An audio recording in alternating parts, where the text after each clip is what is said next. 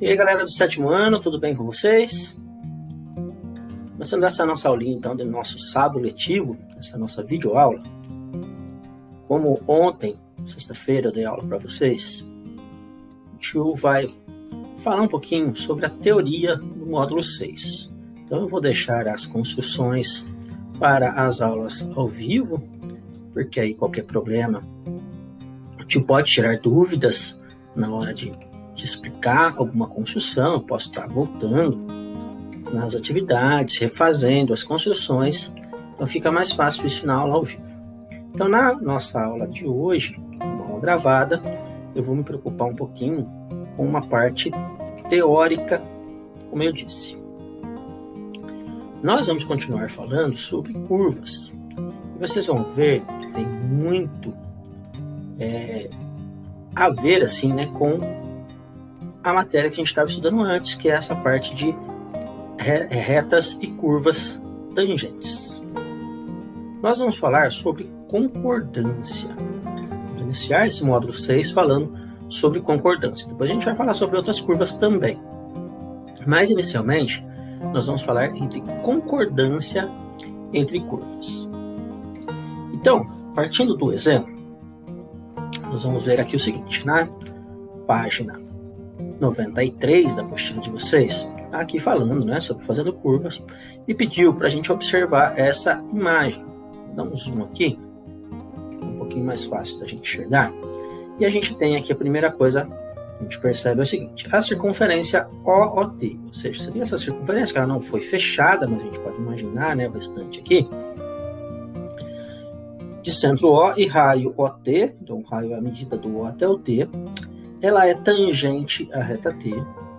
Do lado nós temos duas circunferências, a de raio AT e centro A, seria essa aqui, e uma outra de centro B e raio PT, e elas também são circunferências tangentes, ou seja, elas se cruzam em um único ponto. E aqui fazemos então algumas observações. A primeira delas fala assim: o arco vermelho, este arco aqui, e a semirreta laranja são concordantes entre si no ponto T, ponto de concordância, note a suavidade. O arco azul e a semirreta verde são concordantes entre si no ponto T, note a suavidade, que seria azul com a semirreta verde. O que seria essa suavidade? É você imaginar que vamos colocar um exemplo, eu estou fazendo uma curva e de repente eu cheguei aqui num certo ponto e essa curva virou uma reta. Então, eu tenho que ter uma certa suavidade, porque o que vai acontecer? A mesma coisa acontecendo aqui do arco azul e da semirreta verde, porque se eu pensar assim, ó, a semirreta vermelha e a semirreta verde, está falando que não são concordantes entre si, não há suavidade. Porque se eu pegar aqui, ó, falar assim, eu vou sair aqui da nosso arco, né, vermelho, e vou pegar aqui, ó, e já vou passar para a semirreta verde, não vai ter suavidade, não vai ter concordância. Olha só, eu preciso parar, não consigo, né, eu tenho que parar aqui para depois voltar. Então é um pouquinho complicado. Mesmo acontecendo com o arco azul e a semirreta laranja. Olha, se eu voltar aqui, certo? Então não tem suavidade. Então, para ter concordância, tem que ter essa suavidade. Ou seja, eu já vou sair de uma curva e entrar numa reta. Ou o contrário, eu estou numa reta e vou entrar numa curva. A mesma coisa, né? Tem que ter essa suavidade. A mesma coisa acontece aqui com os arcos. O que a gente tem aqui, ó? O arco vermelho, certo? É lógico que ele está aqui, né? Ele vai junto, ele pertence a circunferência junto com o arco azul. Mas pega aqui, ó, o arco vermelho, tá? E esse arco laranja. Olha que tem uma suavidade. Eu saí de um arco e já entrei no outro. Depois eu posso até pegar o verde, né? Ó, entrar, esse arco azul, fica até interessante, né? A gente ficar girando aqui, tá? Mas nota que tem suavidade. Mesmo acontecendo aqui, ó, o arco azul com o arco verde, ou verde com o azul, tanto faz a ordem, né? Mesma coisa, tem uma certa suavidade, ó, tá? E tem um ponto que ele pertence aos dois arcos, mas ele deixou de girar para um lado e aí ele começa a girar para o outro. Isso aqui é muito importante. Vocês vão ver, eu te vou dar alguns exemplos, mas até mesmo em indústrias, imagina uma engrenagem, alguns correios, então isso aqui a gente vai falar um pouquinho depois com vocês. Já, né, o arco vermelho com o verde, a gente percebe que não tem concordância nenhuma, não tem suavidade, mesmo acontecendo com o arco azul e com o arco laranja.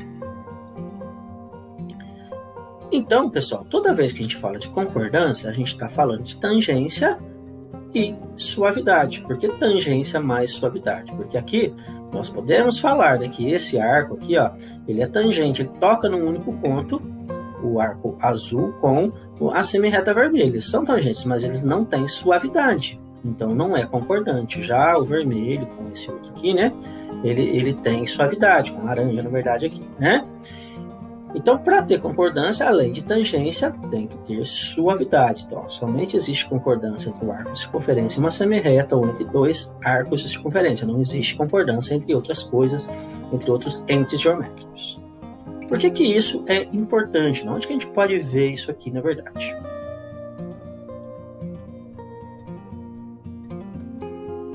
Um exemplo que a gente vai ver é sobre as montanhas russas, tá? Montanha-russa, suavidade, a pessoa pode pensar, não, mas montanha-russa tem suavidade? Tem sim, tá? Então, aqui a gente vai falar, que conta um pouquinho a história da montanha-russa, muito interessante, né? Por que ela é chamada de montanha-russa? De onde que veio esta ideia, né? Desse nome montanha-russa? Então, olha o que acontece, que está dizendo o texto. Na Rússia, no século XVII, estruturas de madeira recobertas com a neve garantiam divertimento no inverno. Pequenos trenós deslizavam sobre a neve em rampas que chegavam a ter cerca de 25 metros de altura. Imagina o tamanho disso aí, né? Eles faziam as rampas, e aí como caía a neve, né? Ficava liso, né? Vamos dizer assim, por conta do gelo. Para dizer a verdade, eu não conheço a neve, né? Mas deve ser muito liso. E aí eles colocavam os trenós para deslizar na neve. Como se fosse, a gente está acostumado, né, com os tobogãs, toboágua que a gente faz, só que era na neve. Então é um negócio que devia ser bem divertido, né? Com certeza, além de essa rampa servia para uma impulsão, e além de tudo, eles deviam ter uma pista, né, que ela continua para você poder pegar uma certa velocidade, andar um certo caminho. Então aqui a gente tem a imagem, né? Olha só, eles construindo aqui a rampa, né, e eles esperavam em lugares, por exemplo, que não tem neve o ano todo, eles tinham que esperar, já deixava construído bonitinho a neve, ia entrando nisso aqui, ia caindo sobre isso aqui, né? E formando a rampa para que eles pudessem descer com os trenós. Então aqui estão os primórdios da montanha-russa em Pittsburgh, no século XVII. Elas tornaram-se tão populares que empreendedores de todas as partes do mundo resolveram sofisticar a ideia, construindo carrinhos que se movimentavam sobre trilhos. O pessoal ouviu lá, falou, opa, o negócio aqui está dando dinheiro, o que eu posso fazer para ganhar dinheiro com isso aqui? Só que, poxa, dependendo do lugar, eu não tenho neve. O que eu vou fazer? No Brasil, por exemplo, como é que a gente vai fazer para fazer uma montanha-russa com neve? Então não tem como. E ainda mais na época, né? Hoje faz o gelo, tal, vai gastar muito dinheiro, vai gastar muita água, vai gastar muita energia, uma coisa, né, que não vai ser nem ecologicamente correta. Mas que eles resolveram, então vamos resolver isso aí, como que eu posso fazer? Então eles pensaram nos carrinhos sobre trilhos. Aí os americanos, que não são bobos nem nada, né? As primeiras montanhas russas dos Estados Unidos foram construídas por uma companhia ferroviária. Nos finais de semana, as ferrovias eram pouco utilizadas como meio de transporte.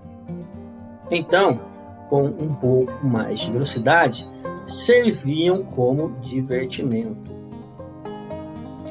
Então, o que eles faziam? Eles pegavam, porque o que acontece? Os trens, geralmente, né, naquela época, hoje em dia também, mas né, principalmente naquela época, os trens carregavam passageiros, carregavam cargas, e esse serviço era feito mais durante o meio de semana, né, vamos dizer assim, de segunda a sexta, o pessoal trabalhava, chegava no sábado e domingo, era folga, em alguns lugares, lógico, o pessoal poderia até sair de trem para ir a algum lugar, mas geralmente eles iam mais para fazer compras, né, entre outras coisas.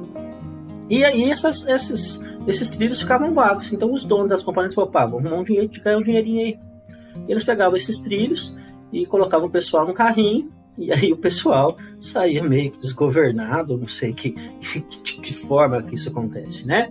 E alguns desenhinhos animados a gente vê do Pica-Pau, tem um outro desenho, se eu não me engano, é nem que a Vacatuça. Tem alguns desenhos que a gente vê, né? O pessoal dentro do carrinho, né, nas minas de ouro, principalmente, no Scooby-Doo tem bastante também, nas minas assombradas. Então, o pessoal entra dentro do carrinho e sai, né, ou correndo de alguma coisa. Mas, na verdade, isso aí é uma ideia que já veio para diversão, né, para quem gosta um pouquinho de diversão. Eu acredito numa diversão meio insegura, principalmente essa da época, né? Porque pensou um negócio, como é que freava nisso, né? Eu ficava imaginando. Devia ter algum sistema de freio para que ele pudesse parar, né? Então, tá aqui, ó. Promenades Aerenes, gravura colorida, nome esquisito, né? Gravura colorida para a série Le Beau Gênie, Observation sur les modes visuels de Paris. Pelo amor de Deus, por que eu fui ler isso aqui? Publicada por Pierre de Lamassoure, de Paris, 1890. Tá? Então, aqui, na verdade, o que a gente tem? É como se fosse uma montanha-russa, né? Eles aproveitando, acredito eu, que parte dos trilhos de trem, né? Ou até mesmo formando uma das primeiras montanhas russas apenas para diversão. Bem, ao longo dos anos, com o desenvolvimento da tecnologia, foram sendo projetadas montanhas russas que proporcionavam maior emoção aos passageiros. Em todo o mundo, há muitos fãs de montanhas russas que percorrem parques de diversões para se divertirem nelas. Normalmente, nas montanhas russas modernas, o carrinho está agarrado aos trilhos e é levado mecanicamente, puxado por um motor, através de um cabo de aço até uma certa altura, no qual é abandonado. A partir desse ponto, o carrinho percorre o trilho sem o auxílio de cabos ou motores, até o fim da jornada, que por muitas vezes executa loopings, são os laços, inversões e curvas aparentemente impossíveis. Então, eu não sei o que dá mais medo, o que gela mais a barriga, se é quando, né, a gente sai do carrinho da montanha-russa, ele começa a subir, dependendo, eu fui uma vez lá no Hopi Hari, naquela montanha-russa de madeira deles lá, ele faz um barulhinho, fica tec, aquele barulhinho vai te dando um desespero, eu não gosto, não anda, né, e de repente o negócio não vai, chega lá em cima, ele solta aquele negócio lá, e ai meu Deus do céu, aí sim, dá desespero, dá um gelo na barriga. Bom, e aqui tem, né, uma imagem de uma montanha russa, olha aqui, meu Deus do céu, onde que esse trem vai, né?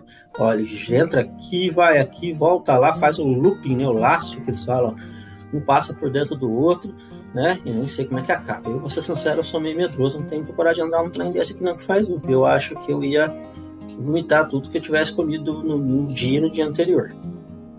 Bom, e o que tem a ver isso então com a nossa aula? Você está falando de montanha-russa aí, mas eu acho que já deu para vocês perceberem que é o seguinte, ó. O que está falando aqui? Observe na figura seguinte que há várias concordâncias no projeto de uma montanha-russa. Todas essas concordâncias buscam suavidade com a maior rapidez possível. Então, olha só. Vamos imaginar aqui, né? O carrinho, ele está vindo bonitinho, você entrou no carrinho, ele vai...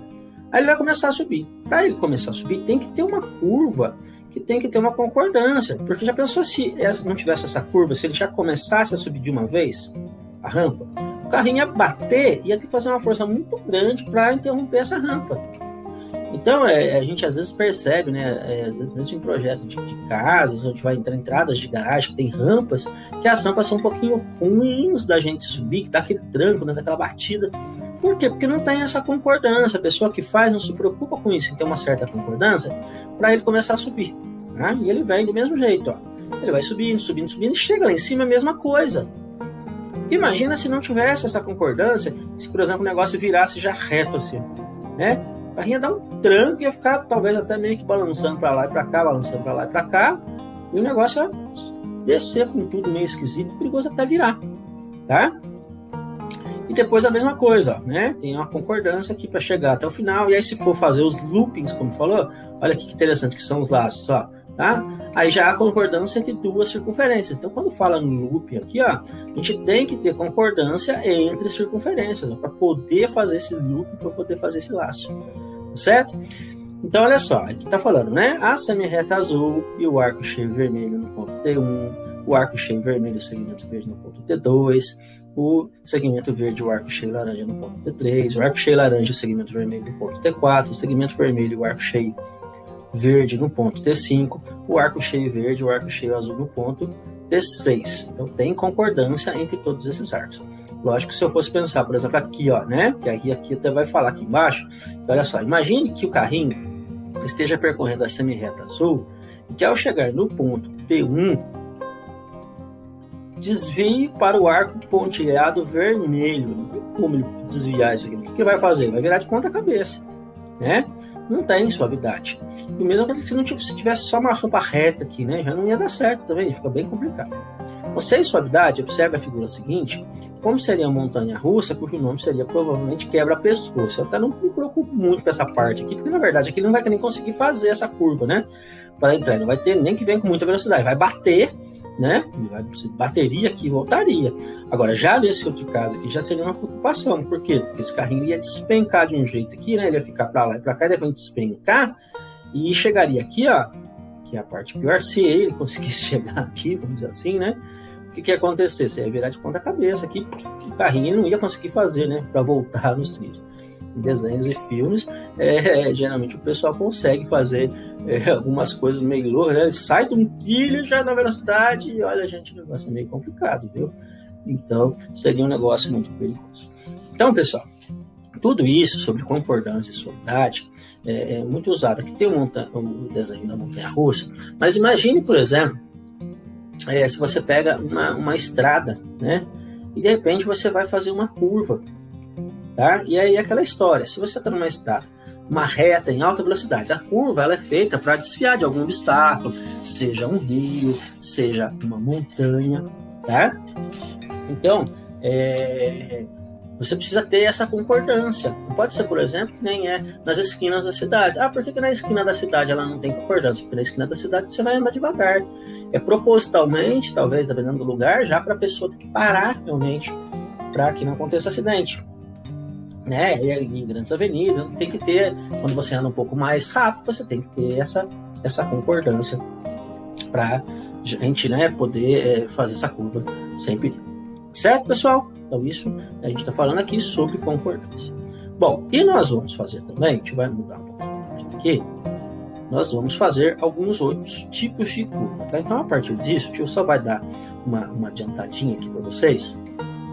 Mas além, lógico, né, dessas curvas, a gente tem outras, além das circunferências, tá? Então, pessoal, não, só existe circunferência. Nós temos alguns outros tipos de curvas que a gente vai usar bastante. Os arcos, tá? São coisas que se usam muito na engenharia, principalmente na arquitetura. Tá? Isso aqui, ele tem por finalidade de cobrir um vão, para ficar mais bonito, para fazer um efeito, né, geralmente. Então, só que a gente tem arcos de várias formas. A gente tem o arco da circunferência, que a gente já conhece, que é um arco, um pedaço de uma circunferência. Ele pode ser metade de uma circunferência, ele pode ser um quarto, ele pode ser um pedaço ali, né, dessa circunferência. Então, nós temos alguns tipos de arco. Aqui nós temos, né, esse arco, geralmente, ele tem que ter um vão, ele tem que ter o chamado, que eles chamam de flecha. Essa flecha é o que vai aqui do meio do vão até o fim do arco, até aqui o meio do arco, né? Nesse caso é um arco de meia circunferência. E aqui a aduana de nascência, algumas delas aqui são coisas que vocês não precisam se preocupar em guardar esses nomes, não, tá? Até porque isso aqui é coisa de engenharia, mas é só para vocês saberem que existe. Aqui a gente tem um exemplo, né? Da entrada do colégio de Santa Juliana, em Santilana, Del Mar, na Espanha. E aqui, ó, né, as aduelas são de tijolos, então é um arco feito com tijolo, né? Eles vão fazendo, tem uma técnica, tem que colocar alguma coisa para esses tijolos não caírem, né? Então aqui a gente tem alguns tipos de arco. Aqui nós já temos um arco abatido. Perceba que esse arco aqui, ó, ele é meio achatado, vamos dizer assim, né? Ó, a flecha, ela é menor, porque nesse caso aqui, ó, né, a flecha, ela é metade do vão, tá vendo? Né? Porque é o raio, na verdade essa flecha seria um raio, o vão seria um diâmetro, nós temos aqui a metade do vão. Nesse caso aqui, nós temos um arco abatido, a flecha é menor que a metade do vão. E aqui a gente tem também a Catedral de Santa Sofia, onde tem aqui um exemplo de arco abatido, tá? Isso aqui está lá em Istambul, na Turquia. E nós temos também, por exemplo, aqui um falso arco, que na verdade a gente olhando aqui, né, principalmente quando a gente olha de longe, parece que é um arco, mas na verdade a disposição do tijolo não foi feito, né, para ser um arco, como se fosse uma escadinha ao contrário. Mas quando a gente olha de longe, dá aquela impressão de um falso arco. Então aqui a gente tem um também nas minas de Copan, né, lá em Honduras. Aqui nós temos este arco aqui, ó, botante ou aviajado. Ele é muito importante, gente, porque ele serve para estruturar muitas coisas. Então, vocês trabalharam um pouquinho com algumas construções de Lego mesmo, né? A gente via que, dependendo da estrutura, ele ficava meio molenga. E esse arco, ele ajuda, além de ficar bonito, ele ajuda na estrutura. Por quê? Porque além de ele estar segurando duas paredes, ele está segurando aqui também, ó, né? Então, aqui na Catedral de Chartres, né, tem aqui na França, tem alguns exemplos desse arco botante ou aviajado. Além dos arcos, nós temos também outras curvas, como por exemplo a aspiral. Então, nós temos vários tipos de aspiral, né? Aqui tem a Via Láctea, que tem uma forma de espiral. Na natureza, várias plantas quando nascem, ela começa, né, a brotar, ela vai fazendo uma forminha de espiral até que ela se levante inteirinha, né? Nós temos aqui a chamada aspiral de Arquimedes, que era usado muito, vocês não sei se vocês já viram isso aqui, na minha época, na época dos pais de alguns de vocês, eu acredito que já tenham visto bastante isso aqui, ouvido música, né? Isso aqui as ranhuras do disco são em forma de espiral, ele começa até que ele chegue, até o final, vai rodando, né, a agulha, e ela vai formando, fazendo assim o som, né, da música, passando para um aparelho eletrônico.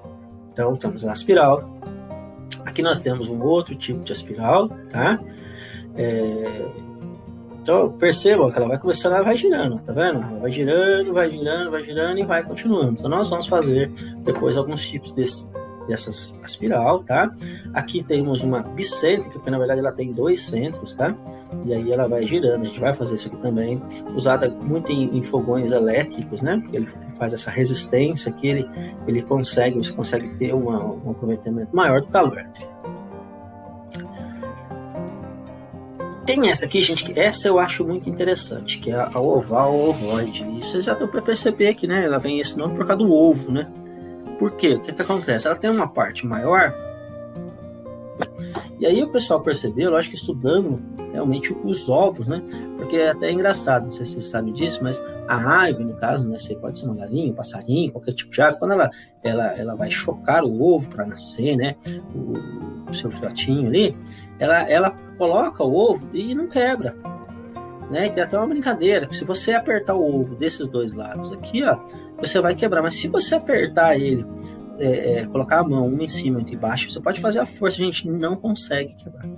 Tá? Por isso que quando vem nas caixinhas de ovos, vem um empilhado em cima do outro, que de ovo ele vem em pezinho, que a gente fala dessa forma, porque ele tem essa resistência, é uma resistência devido ao tamanho aqui, tá? Que a gente não vai entrar muito em detalhes, mas que é importante na construção civil. Então, o que eles perceberam? Que com o mesmo material que você faria, por exemplo, se você fala, você for fazer uma manilha da forma circular, para ele ter uma resistência boa, tá? Você gasta uma certa quantidade de material. Se você for fazer do mesmo tamanho, lógico, assim, do mesmo tamanho, com a mesma vazão, passando a mesma quantidade de água na forma oval, ele gasta menos material e tem a mesma resistência, ou talvez uma resistência maior, porque geralmente você vai colocar ela e vai cobrir, aqui por cima vão passar carros, né, entre outras coisas, principalmente quando a gente trabalha com construção de estradas. Então ela é uma estrutura muito forte, que é muito usada também na engenharia.